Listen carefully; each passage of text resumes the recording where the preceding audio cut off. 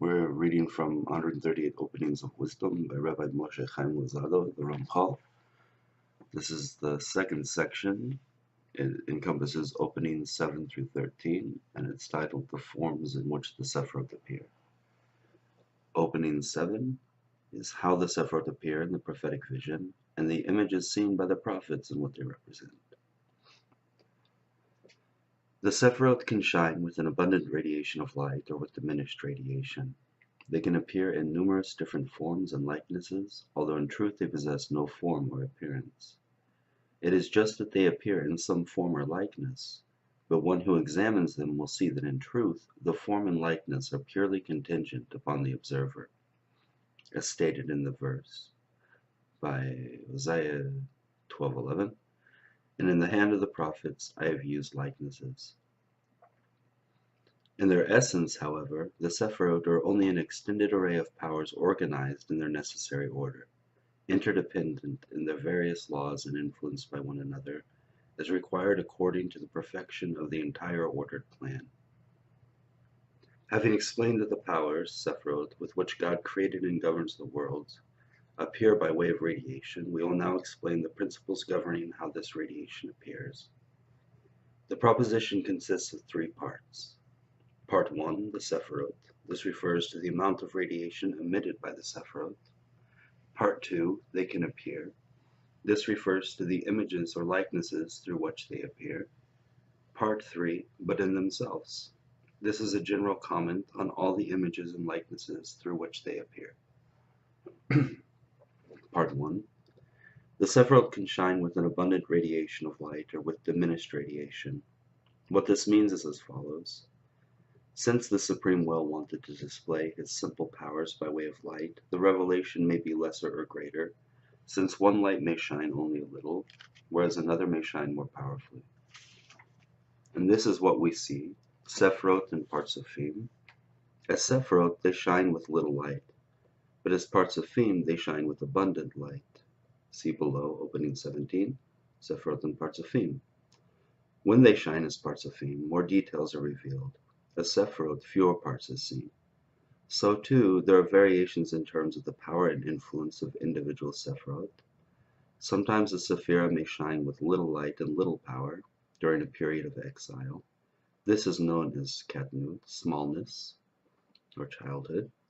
At other times, the Sephira may shine with great power, as in after the redemption.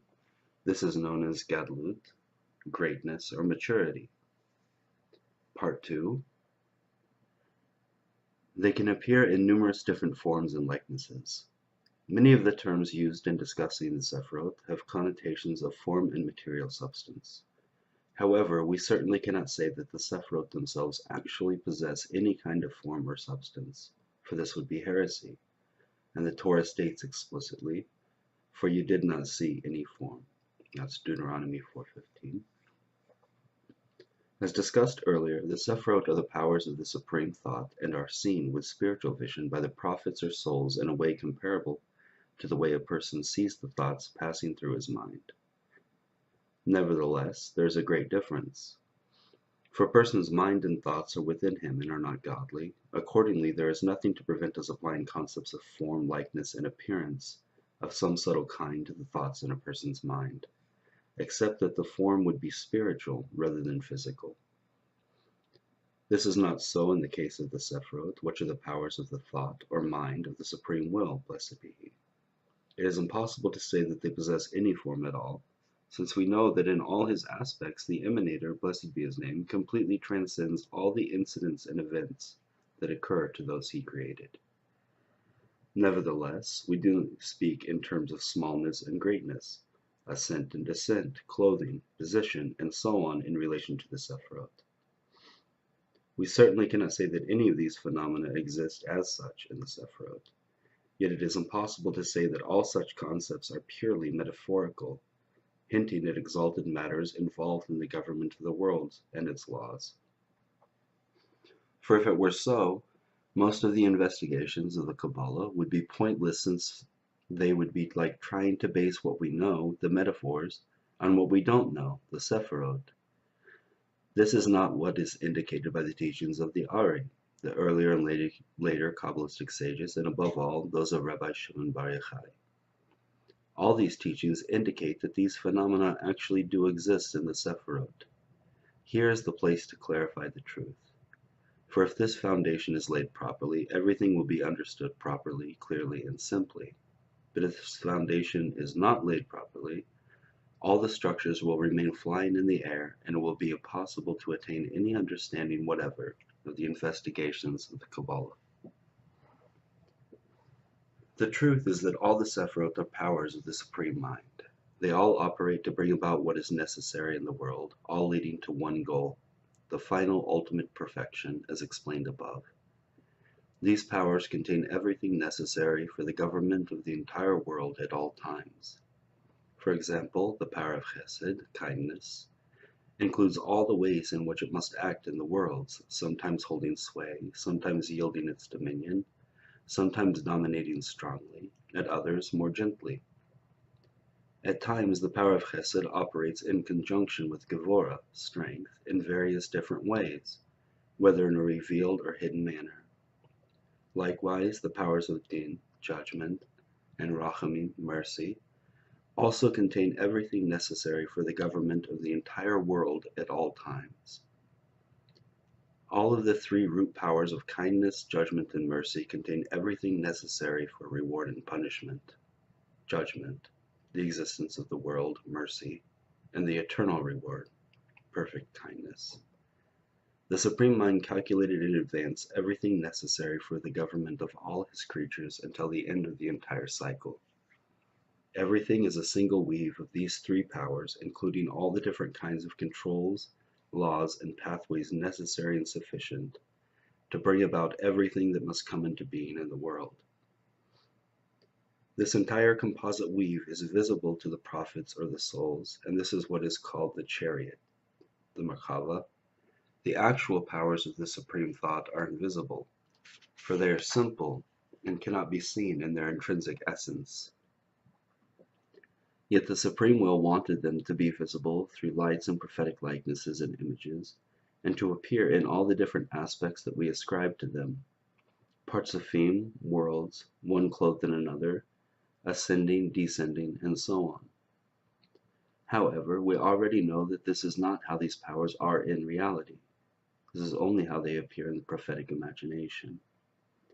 Thus it says explicitly, "And through the hand of the prophets I have used likenesses." This means that God conceals the profundity of his thoughts within these prophetic images and metaphors.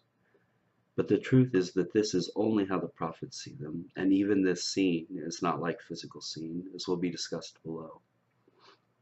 What the prophets see are spiritual phenomena that take the form of clothing, ascent, descent, and the like. However, the seeing is nothing but a prophetic vision made up of likenesses and images conveying the depth and breadth of the plan in the divine mind. We may conclude that Kabbalistic teachings are not merely metaphorical. The phenomena we have mentioned, such as ascent, descent, clothing, and the like, truly exist in the prophetic vision. However, the prophetic vision itself is only a likeness. The prophets have the special power of being able to see the vision and understand its meaning. The subject of the prophetic vision is God's deep plan. When he wanted to reveal it, he showed it in the form of the chariot. The various parts of this chariot have all been given their own individual names. These are the names of the Sephirot and the Partsafim, and the prophetic visions show all their different states and properties. In an actual prophetic vision, the Sephirot and Partsafim may appear in many different forms and interrelationships, as we find in Kabbalistic writings about the various worlds and Partsafim, etc. Although in truth they have no form or appearance. This is clear in the light of what we have explained above. It is just that they appear in some form or likeness. What this means is that prophetic likenesses and images are not mere metaphors and illusions. This is the way the prophet actually sees what he sees. What we say about the Partsafim is actually the way they are seen in the chariot. But one who examines them will see that in truth the form and likeness are purely contingent upon the observer. This principle is expressed in the verse, "To whom then will you liken me that I should be equal, says the Holy One," Isaiah 40:25.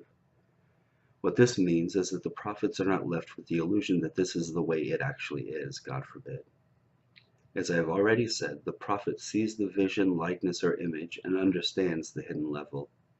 When he attains his prophecy, he sees clearly that the picture in his vision is a likeness contingent upon the observer and not an integral aspect of the essence of that which is observed. The prophet himself understands this at the very time of the prophetic vision, as it says, Isaiah 40:18, "To whom, then, will you liken God, and what likeness will you compare to him?" Thus Moses warned Israel in Deuteronomy 4:15, "And guard your soul very much, for you did not see any form on the day that Hashem your God spoke to you at Horeb from out of the fire." They were warned not to allow what they saw to cause them to err. They were to know that the entire vision was only prophetic, and they understood at the very time they saw it. Similarly, the Rabbi said, since he was revealed to them at the sea as mighty, Zir Enbin, whereas at the giving of the Torah he appeared in his attribute of kindness, Erech Enbin. The verse states, Mechilta, Exodus 22, "I am Hashem your God," so as not to leave room to say that there are two domains. This was so that they should not fall into error because of what they saw in the vision, but that they should understand the underlying truth of what they saw in the proper way. As stated in the verse, Hosea 12:11, "And in the hand of the prophets I have used likenesses." The meaning of the phrase "in the hand of the prophets" is that the image, the likeness, is formed in the mind of the prophets, but is not integral to the Sephirot themselves.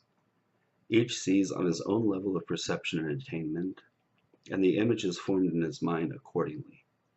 Thus the Kabbalist said that the hand of the prophets refers to the attribute of Malchut, kingship, rule, and control, which includes the power to form images. Part 3. In their essence, however, the Sephirot are only an extended array of powers. As explained earlier, everything is one deep plan, a composite weave of just so many powers ordered in such a way that each holds sway only at its own designated time and in its own specific manner. This is called an extended array of powers. This array of powers extends and spreads in the sense that they are revealed in a variety of different ways according to specific fixed rules. They are organized in their necessary order. This indicates that the order does not consist of scattered, separate, unrelated parts, but that a single general all-encompassing order underlies the revelation of each of the different powers, for everything was calculated in such a way as to lead to the ultimate goal. They are interdependent in their various laws. This indicates that the reason why we see states in which one power is clothed and garbed in another is because these powers are truly interdependent in the way they rule and function, in the sense that the functioning of one of them results from the functioning of others. In this way, the Supreme Mind created a weave from which emerge all the different phenomena we see revealed in the world, and influenced by one another. In other words, the various chains of cause and effect and states of expanded consciousness discussed in the Kabbalah are bound up with the mutual influence of the various powers and laws on each other, as required according to the perfection of the entire ordered plan. For as we have explained, all these pathways were calculated in accordance with the overall goal of bringing the entire creation to perfection. And that ends opening 7.